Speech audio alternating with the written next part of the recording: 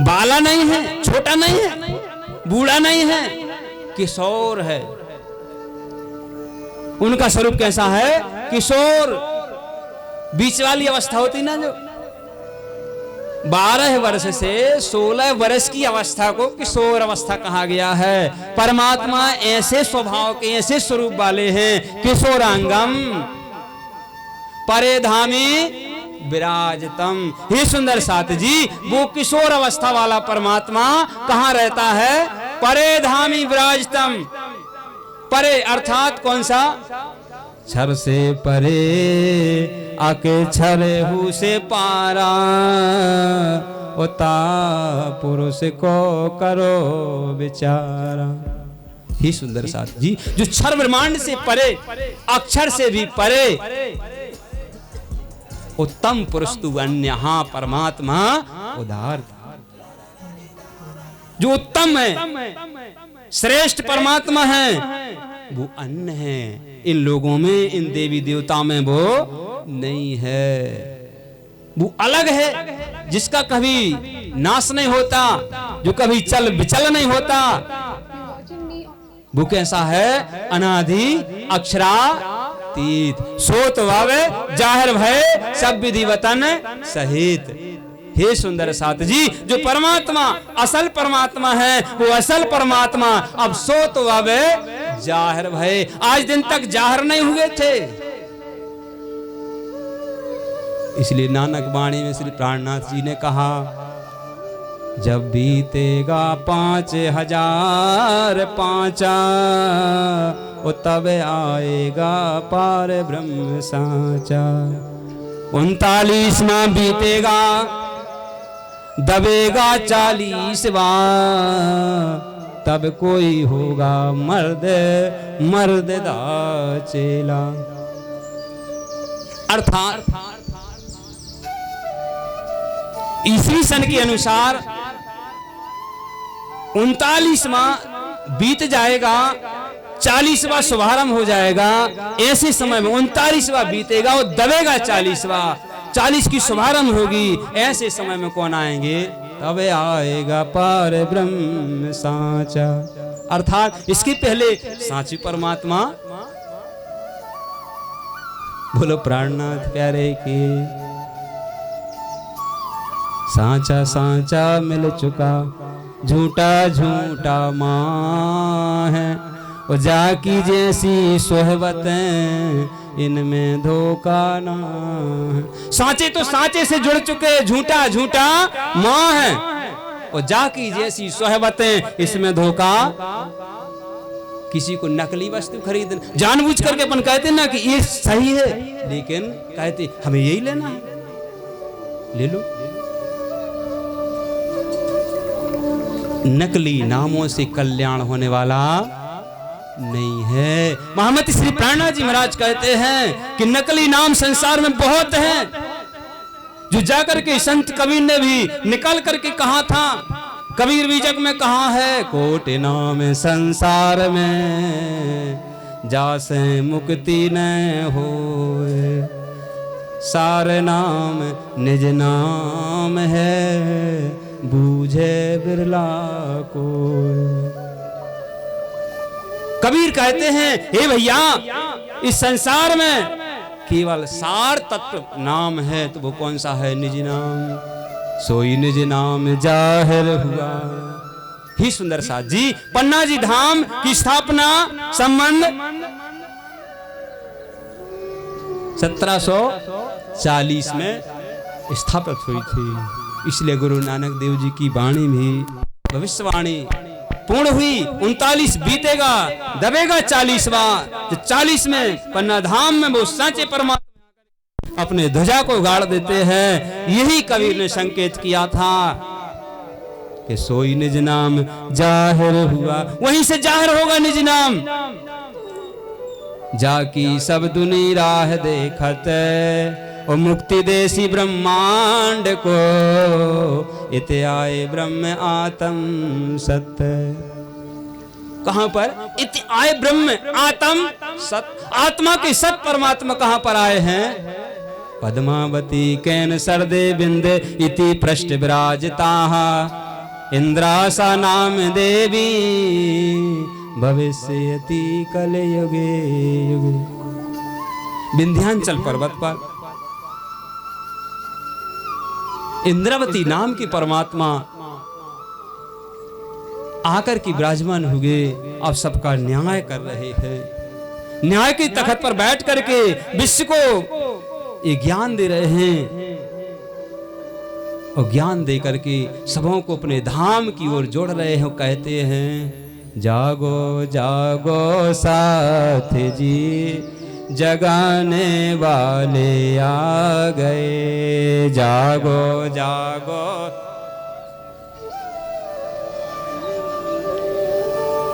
ये जागो जागो साथ जी जगाने वाले आ गए, जागो।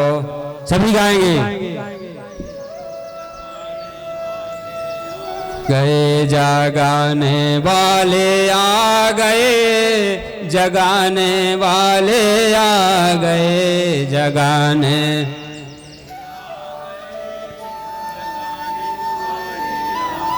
ये जगाने वाले आ गए, जगाने वाले आ गए, जगाने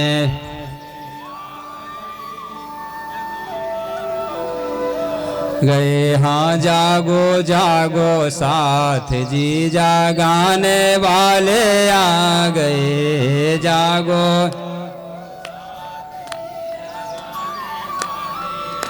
गए। हाँ जागो जागो साथ जी जगाने वाले आ गए, जागो आ गए। अखंड खजाना सतगुरु ल्याए, अपने हाथों दिए लुटाए, अखंड खजाना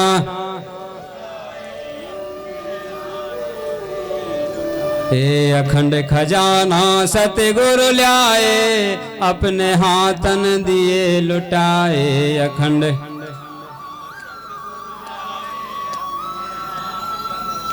लुटाए। सो लूटो लूटो साथ जी लौटाने वाले आ गए, हाँ लूटो लूटो गए, हाँ लूटो लूटो साथ जी लौटाने वाले आ गए,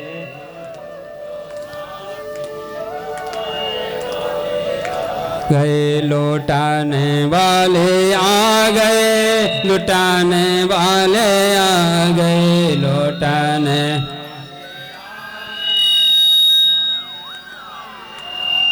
ये जागो जागो साथ जी जगाने वाले आ गए,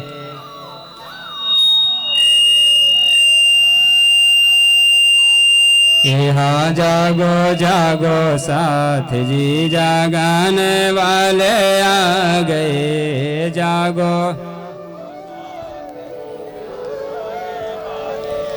इस प्रकार से अखंड खजाना अर्थात वाणी परम धाम की पहचान है, जो वो हमारा क्या है, अखंड खजाना है। हमारी निधि संपत्ति क्या है, ये तारतम्य ज्ञान, जो किसी की समझ में नहीं आता। आज दिन तक लोग इस पर गुमराह थे, सही नाम कौन सा, गलत कौन सा। महामति श्री प्राणनाथ स्वामी जी संवत 1740 में पन्ना धाम में आकर के सारे निशानों को खोल खोल करके उजागर कर दिया, जो क़यामत के समय के 7 निशान अमूल्य थे, गवाह रूप में गवाही देंगे। जब अखंड ब्रह्मवाणी संसार में आएगी, पूर्ण परमात्मा अक्षरातीत संसार में आएंगे, अल्लाह ताला ईशों के ईश, भगवानों के भगवान, देवों के देव जब संसार में आएंगे, तब 7 गवाहियां होंगी। वो नाम को जाहिर अब होने का समय ठीक है। इस प्रकार से महामति श्री प्राणनाथ स्वामी जी ने क़यामतनामा में 7 निशान जाहिर किए। पहला निशान। क्योंकि जब श्री प्राणनाथ जी संसार में आए ना, उस समय कौन सा शासन था? मुस्लिम शासन। तो जब मुस्लिम शासन राजा औरंगजेब बादशाह राज सत्ता करता था हमारे भारत राज्य पर, ऐसे समय में अल्लाह ताला ईशो के ईश परमात्मा, मौलवियों के लिए अल्लाह ताला, हिंदुओं के लिए परमात्मा, आत्माओं के लिए प्राणनाथ कब आए? जब औरंगजेब बादशाह की सत्ता थी, उसकी सत्ता काल में अक्षरात श्री प्राणनाथ जी जब आए और आकर के मौलवियों को समझाया कि अंधो अब आंख खोल के देख लो, जो मोहम्मद श्री प्राणनाथ जी ने वाणी में स्पष्ट कहा है, सुनियो दुनिया आखिरी। लास्ट समय है, तो आप समझाने वाले नहीं आएंगे। पूर्ण में परमात्मा आ चुके हैं, वो समझा रहे हैं, समझो। तो मोहम्मद श्री प्राणनाथ जी कहते हैं, सुनियो दुनिया आखिरी, भाग बड़े हैं तुम जो जिन कानों ना सुना, आए दीदार करो कसम। ही सुंदर साथ जी मोहम्मद श्री प्राणनाथ जी महाराज पन्ना धाम में विराजमान होकर के कहते हैं कि सुनियो दुनिया आखिरी, हे दुनिया के लोगों अब सुन लो मेरी बात को ध्यान से। ये लास्ट समय है, आखिरी समय है। आखिरी क्यों कहा गया? 3 युग समाप्त हो गए हैं।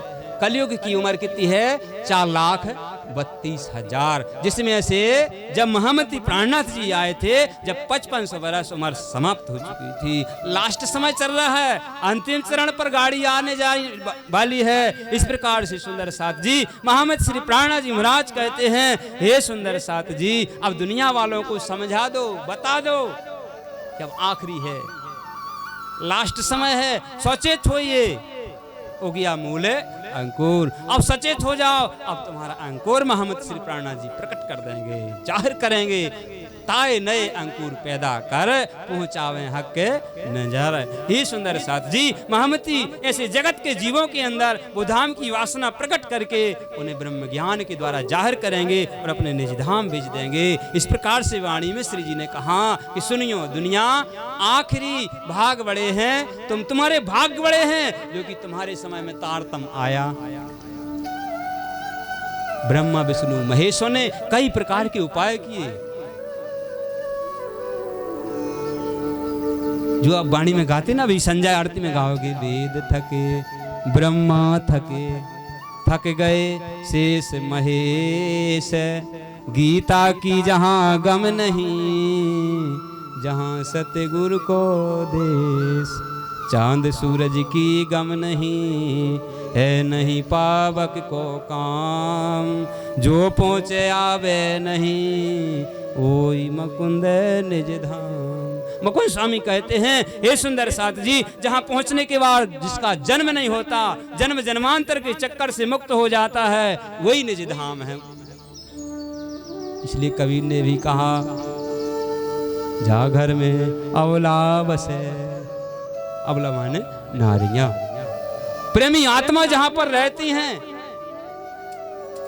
जा घर में अवला बसे, बहे प्रेम के पूर, दास कबीरा यों कहें, ऊ घर हमसे दूर, प्राणनाथ प्यारे की। जहां पर ब्रह्मात्मा है अपने धाम धनी के साथ रहा करती हैं, जहां प्रेम की लहरें उमंग सागरों की भांति उछलती हैं, वहां का प्रेम कैसा है? अनन्य है, अखतनीय है, कथा में नहीं है। पूरी सांसारिक जो कथाएं हैं, सारी कथाओं का सार तत्व क्या है? श्रीमद् भागवत। श्रीमद् भागवत का सार तत्व क्या है?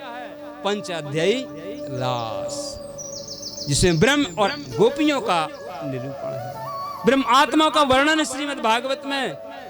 इसलिए सारे संसार के ज्ञानों में से श्रेष्ठ ज्ञान क्या है?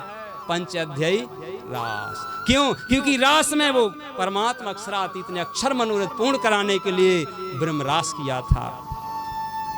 इसलिए सुखदेव भगवान श्रीमद् भागवत में कहते हैं, सुख व्यास कहें भागवत में प्रेम ना तेरे गुण पास, प्रेम बसे ब्रह्म सृष्टि में जो खेली स्वरूप ब्रजरास।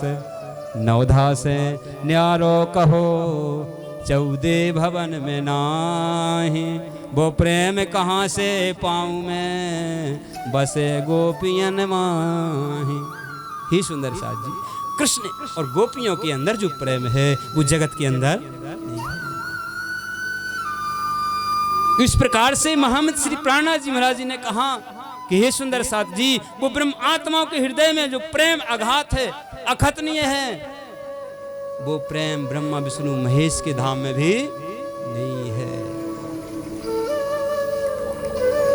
इसलिए महामंत्र श्री प्राणनाथ जी ने श्रीमद् भागवत को उठा करके कहा है कि प्रेम न त्रिगुण पास, प्रेम बसे ब्रह्म सृष्टि में, ब्रह्म सृष्टियों के अंदर है जो खेली स्वरूप ब्रजरास, जो ब्रज और रास के अंदर आई थी। ब्रज रास में ब्रह्मात्मा कितने दिन रही? 11 साल 52 दिन। ता पीछे पहुंचे वृंदावन, वृंदावन में बेन बजाई, सब सखियां लई बुलाई, ई के आगे और पाछे की लीला हमें मतलब अपनो झंडा सुबेरे उखड़ जाना, अभी के बाद जो कछुजिए फिर हमारे काम ही को नहीं। काम को कब है? जब हम आए और जब हमें जाने हैं। तो 11 साल 52 दिन ताप पीछे पहुंचे वृंदावन, और वृंदावन में ब्याण बजाई, सब सखियां लय बुलाई, राजसियां स्वातसियां तामसियां तो शरीर छोड़ करके मिली।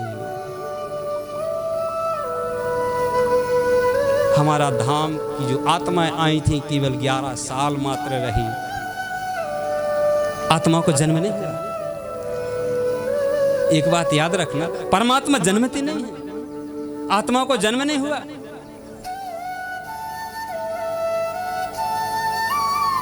जब ब्रज मंडल में चराचर पूरा ब्रज मंडल भरा हुआ था,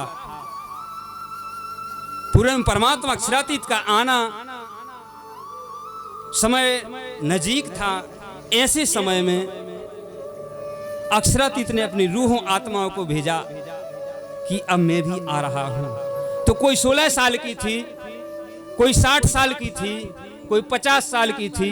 इन आत्माओं के हृदय में धाम की रूह आत्मा चित्त वृत्ति आ गई। अर्थात जन्म से आत्मा नहीं थी।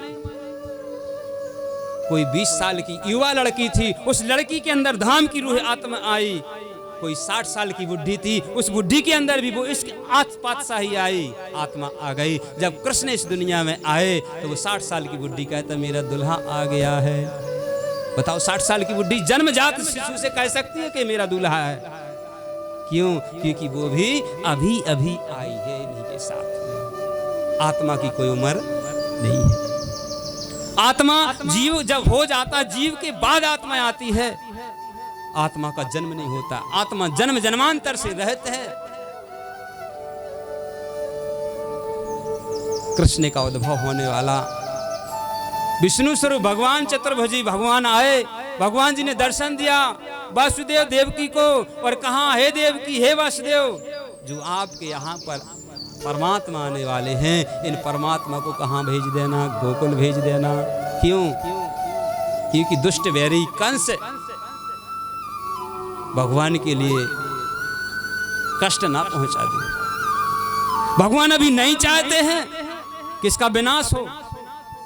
इसलिए मुझसे परमात्मा ने कहलाया है कि जाओ वासुदेव को समझा दो, इनके लाने गोकुल भेजा जाए, जिससे समय उपरांत होने पर मैं कंस से फिर मुलाकात करूंगा। भी नहीं, अभी मेरी आत्मा वहां पर विलाप कर रही है, इंतजार कर रही कि मेरे धनी आने वाले हैं, मेरा समय फिक्स है। हम और आपका ये सत्संग का समय था ना कि आज ही हम जुड़ेंगे, तो समय फिक्स था। इसी प्रकार से परमात्मा के आने का समय फिक्स था कि गोकुल कितने समय पहुंचेंगे, तो उन्हें वहां पहुंचना ठीक था, कंस का उद्धार करना ठीक अभी नहीं था। जाकर के भगवान नारायण जी ने वासुदेव देवकी को समझा दिया। और वासुदेव देवकी को समझाते हुए वासुदेव ने कहा, हे भगवान, लेकिन मैं हाथों में हथगड़ी, पांव में बेड़ियां, बंधन पड़े हुए हैं, लेकिन मैं भगवान को लेकर के गोकुल कैसे जाऊंगी?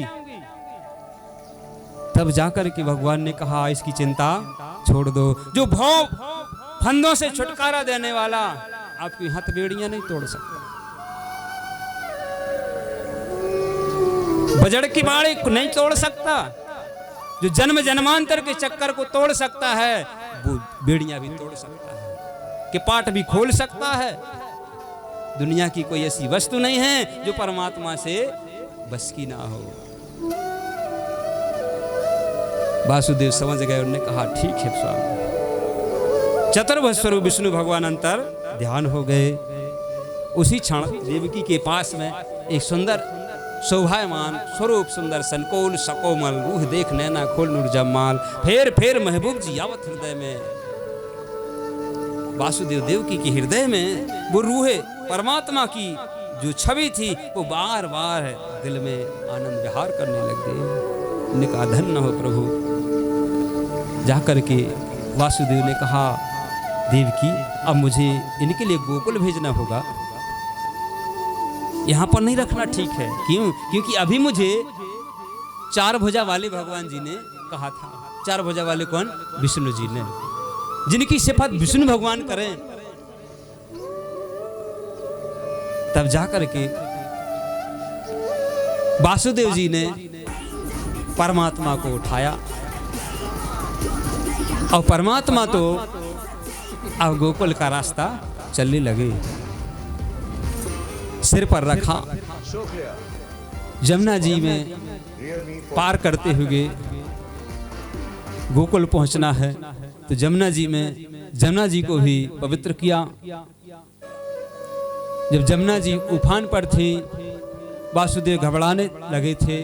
कृष्ण ने छोटे से पांव उस पात्र में से नीचे निकाल दिए, जिससे यमुना जी हमारे चरणों को स्पर्श कर सके।